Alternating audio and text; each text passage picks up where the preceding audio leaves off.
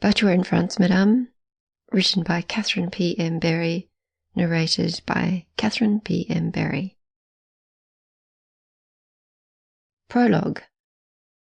"Will you accept anything less?" I asked, rather cheekily. "I've been asked that all morning, so no, I'm afraid I have to say no."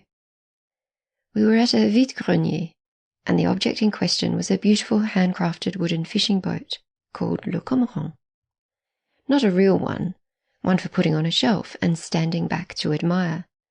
In fact, the question had been as much for show as the boat. I was always going to buy it, price reduction or not.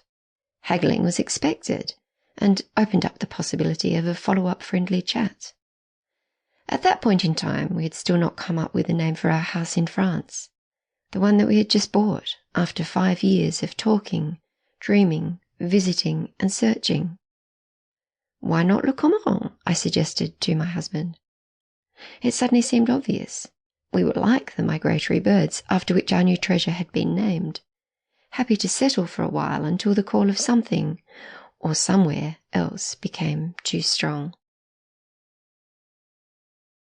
Part 1. Several years prior. Are we really going? Congratulations, you are Italian. That's all I have to do to get my Italian passport. It's that easy, my husband Alex replied. No, now we do the paperwork. Grinning widely, the embassy official rose from behind his counter to hug and kiss Alex, resulting in a spectacular near-miss of cultural proportions. And so began the paperwork, lots of it, and the spiral of confusion, ours, smiling affability at our confusion, theirs, and hours waiting in the embassy queue, just to be told why the documents that we had been instructed to find at the previous visit were no longer the right ones. Time was running out for us. We had been talking about our year in France for years, and family and friends were worn down with cheering us along from the sidelines of our hurdle-strewn marathon to the airport tarmac. Alex and I, both Australian-born but of European descent, knew that if our family's French adventure were to be anything more than a 3-month touristy jaunt, we would need extra documents.